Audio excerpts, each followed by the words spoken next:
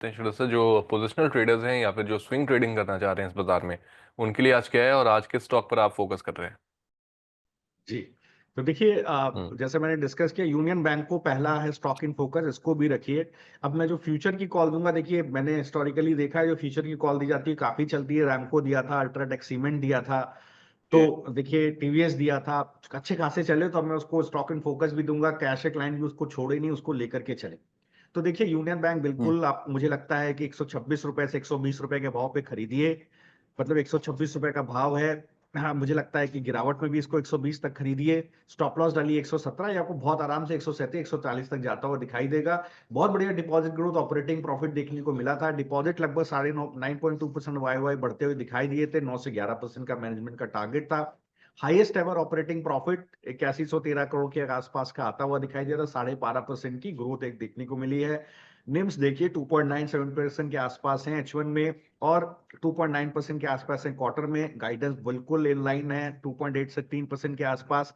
अगर आप asset quality देखिए, थोड़ा सा एक लास्ट टिकट स्लिपेज हुआ था सिंगल मेजर अकाउंट में, जिसकी वजह से थोड़ा सा ग्रॉस रिकवरी Q2 में करीब 3932 करोड़ के आसपास रही। जबकि अगर आप देखिए तो करीब 5219 करोड़ के आसपास का जो स्लिपेज था, उससे कम ही रिकवरी रही। वहां पर थोड़ा सा डेंट देखने को मिला था, बट मैनेजमेंट कॉन्फिडेंट है कि वो रिकवरी पूरी होती हुई दिखाई देगी।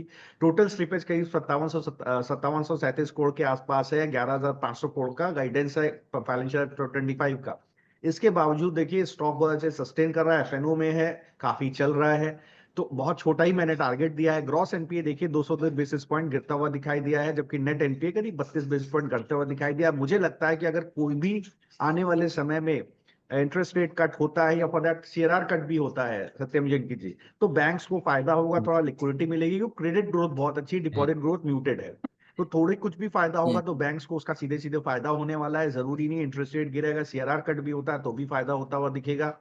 मुझे लगता है बिल्कुल हम्म। यहां पर रहना चाहिए। दूसरा बैंक है stock in focus of Tamil Nadu mercantile bank. देखिए बहुत अच्छा बैंक का नतीजा आया था।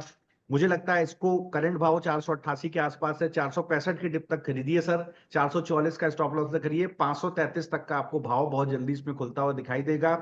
ब्रेकआउट के लेवल पर है हम्म। तो थोड़ा गिरेगा, ये मान करके चलिए ओवरबॉट है थोड़ा सा, इसलिए मैंने बाइंग बाय जोन थोड़ा नीचे करके दिया है। करंट से 465 तक धीरे धीरे करके बाय करिए। एसेट क्वालिटी देखिए Q2 में अगर एसएमए देखें तो ग्रॉस एडवांसेस, मतलब वहां पर देखिए इंप्रूवमेंट देखने को मिला था एसएमए में। ग्रॉस एडवांसेस अगर देखें तो यहां पर भी देखिए आप अच्छा खासा ग्रोथ देखने को मिली थी। जो एसएमए है वो करीब 5.59% से गिर के 4.17% के आसपास आ गया, तो एसेट क्वालिटी इंप्रूव होती हुई दिखी है।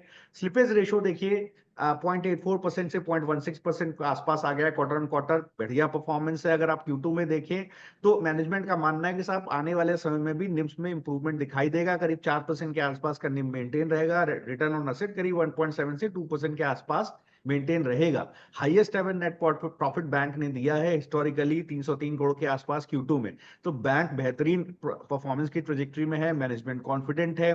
थोड़ा लिक्विडिटी बढ़ेगी बैंक को, क्रेडिट ग्रोथ बहुत अच्छी है। मुझे लगता है स्टॉक प्राइस में इंप्रूवमेंट आना चाहिए। तो बिल्कुल अभी के भाव से 465 के डिप तक खरीदिए। 444 पे स्टॉप लॉस डालिए, 533 का टारगेट रखिए सर।